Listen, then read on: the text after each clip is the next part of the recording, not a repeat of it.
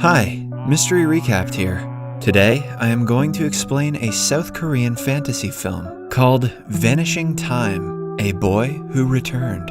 Spoilers ahead, watch out, and take care. At the start of the movie, a child psychiatrist interviews a girl named Soo Rin. Soo Rin gets visibly nervous when the doctor sets up a camera to record the interview. She asks her to recite her story from the beginning. Soo Rin starts by saying that her mother married Do Kyun some years ago. Soon after the marriage, her mother passed away, and since then, Soo Rin has been living with Do Kyun. He is appointed to a construction site on a ruler island named Hwano, so the two have to move to the island. Since her mother's death, Soo Rin has never truly been happy. She doesn't talk much and isn't fond of her stepfather.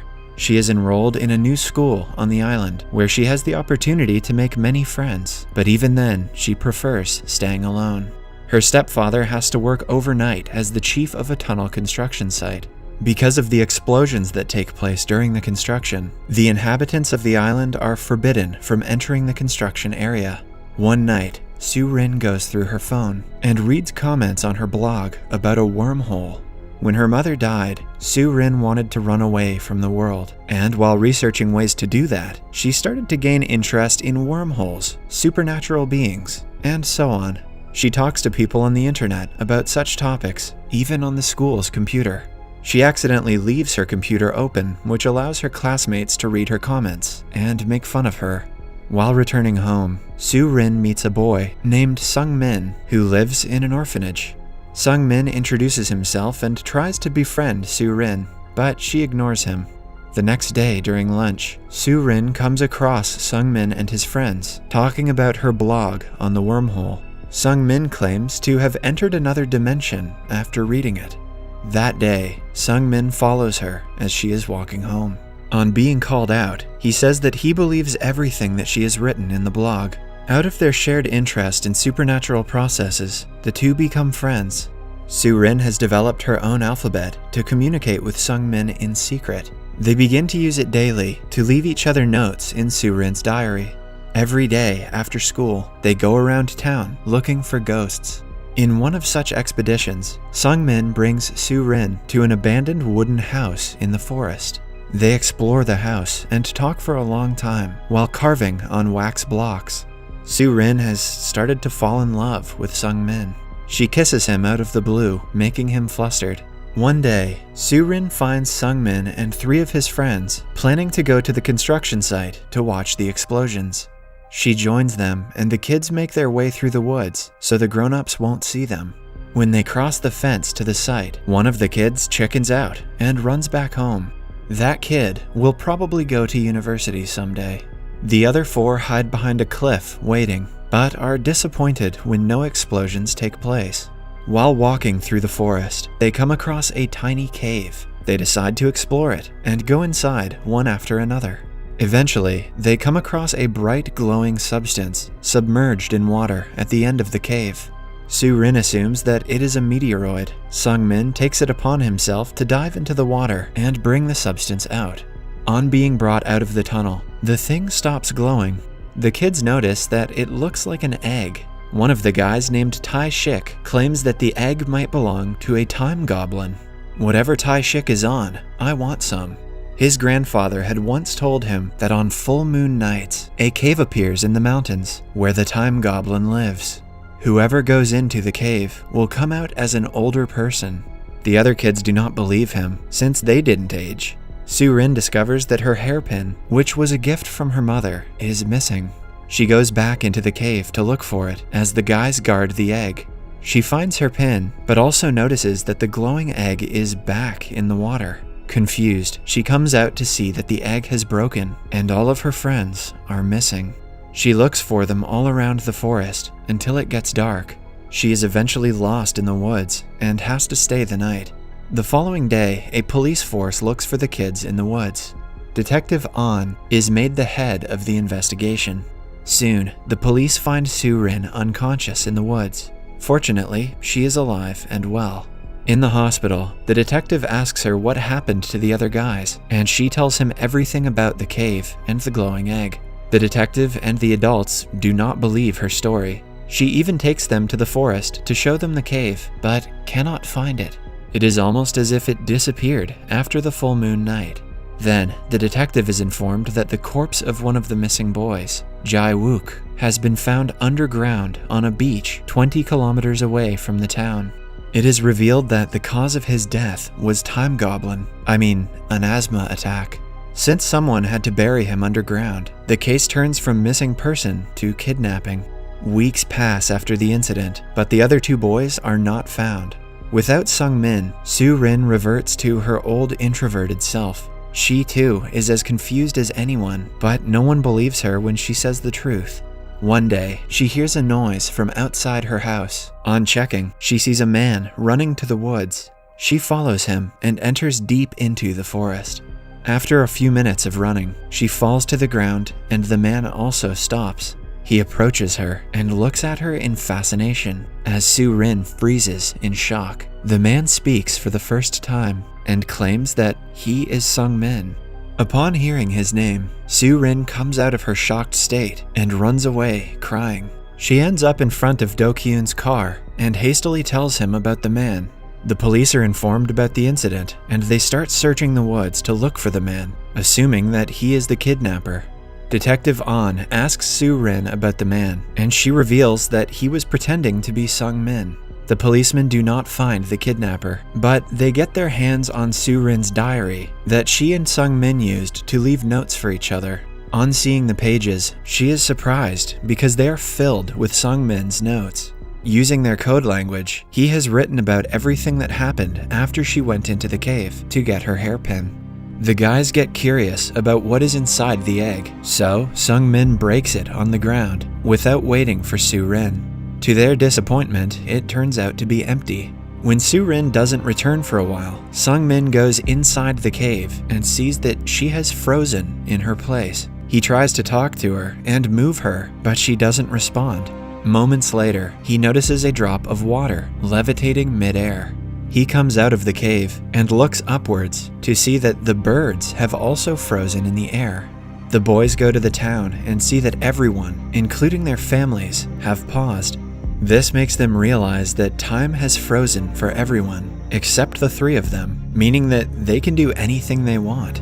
For the first few days, they are on top of the world. They eat and drink whatever they like, sleep whenever they want to, and play around the entire day. After a month or so, they get bored, so they decide to leave the island and go to another city to see if they are actually the only people on Earth who can move. However, their plan is spoiled when they realize that the water in the ocean has also stopped flowing, which means that the boat will sink. Back in the present, Soo-rin registers that the man who approached her in the woods was in fact Sung-min. She stops reading, as now getting the police away from him is her first priority. If they find him, they will surely arrest him for being the kidnapper, so she claims to have lied about seeing anyone in the forest. The police believe her, and she continues reading the journal. Many months later, the guys start to live inside a tent in the mall. Jai Wook's health gets worse by the day because he has asthma and his inhaler stops working. One night, he suffocates and slowly passes away in front of his friends. Sung-min and Tae-shik are devastated. With a heavy heart, they bury their friend's corpse under the ground on a nearby beach. After dying, Jai Wook's body also pauses like the others. 5 years pass, but the world remains the same. The guys have now grown into teenagers. Although they have been living in isolation for so many years, they still hope that someday the world will go back to normal. Sung-min believes that when they turn 20, their time will resume. They steal a little bit of money from everyone to be rich when that happens. However, even when they turn 20, nothing changes. They slowly begin to lose hope and start to live in the wooden house in the forest. One day, the isolation gets the best of Sung-min. In a scene straight out of My COVID Diaries, he screams and yells for it all to stop. Tae-shik witnesses this from afar and loses all hope. Some days later, Sung-min notices that the moon's shape is changing, meaning that the world is about to resume course. He goes looking for Tai-shik, but doesn't find him anywhere. He searches for him throughout the island and eventually reaches the last cliff. There, he discovers Tai-shik's clothes on the ground and registers that his friend has jumped into the water to commit suicide. He also jumps after Tai-shik as a last resort, but at that very moment, the world resumes. He comes out of the water and is mesmerized by the moving nature. After reading the journal, Soo-rin runs to the wooden house and finally sees her friend. They decide to tell the story to the world, but are unsure if anyone will believe them. Meanwhile, CCTV footage shows the police that Sung-min is in the woods. They believe he is the kidnapper. At night, Sung-min comes to Soo-rin's room for emotional support. Since he has been living alone for such a long time, he is scared he will harm himself to get rid of the pain. The next day, Tai-shik's parents arrive at the construction site, blaming Do-kyun for their kid's disappearance. They believe that the explosion in the site killed their son, and Soo-rin is making up stories to save her stepfather. Meanwhile, Soo-rin and Sung-min go to the orphanage that Sung-min used to stay in. Soo-rin explains everything to the warden and comes outside to call Sung-min. However, she is dragged away by her father just then. Sung-min approaches his mother-like warden and tells her everything he used to do as a kid. She is shocked, but she still doesn't believe him. Do-kyun locks Soo-rin in her room at night, but Sung-min enters through the back door and frees her. Together, they run away from the house to decide what they should do next. Soo-rin remembers seeing a second egg in the cave. She suggests she uses the egg and returns as an adult to prove to the others that Sung-min is innocent. However, Sung-min is against the idea because he knows how difficult it is to live in isolation. He would rather be named a kidnapper than let her go through what he felt in the past years. Do-kyun sees that his daughter is missing and figures she went to the wooden house after finding a picture of her and Sung-min on her phone. He goes there at night, attacks Sung-min, and tries to take Soo-rin back home, but Sung-min knocks him out and runs away with her. The next day, the police investigate the wooden house and believe that the kidnapper is manipulating Soo-rin by making her believe he is Sung-min. The news about Soo-rin's disappearance is on TV, so the police soon find the two. A chase ensues between them and the police when Soo-rin turns herself in to save Sung-min.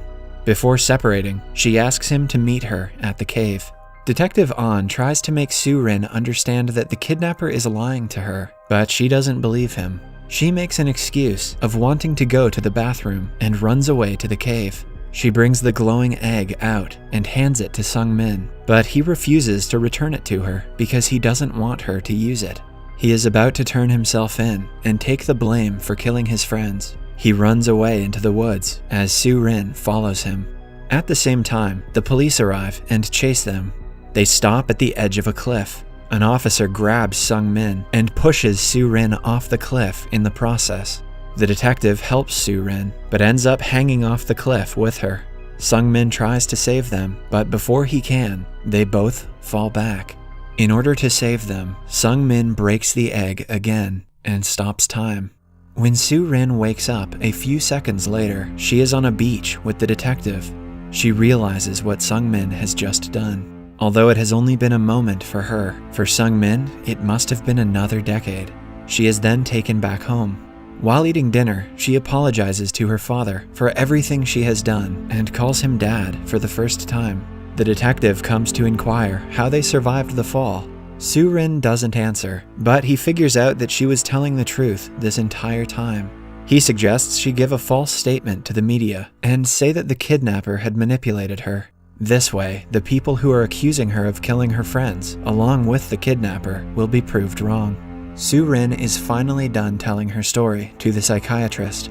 She is left stunned after listening to it all and wants to write a book on it. Some months later, Soo-rin is moving to a different city for high school. Before leaving, she meets the psychiatrist who gives her the book which has now been published. So much for doctor-patient confidentiality. On her way to the ferry, Soo-rin sees Sung-min through her car window and runs to meet him, but finds no one. But sometime later, the two meet on the deck. The movie ends as they stare at each other. Subscribe for more videos like this, turn on notifications, and leave a like to help the channel out. Thank you for watching.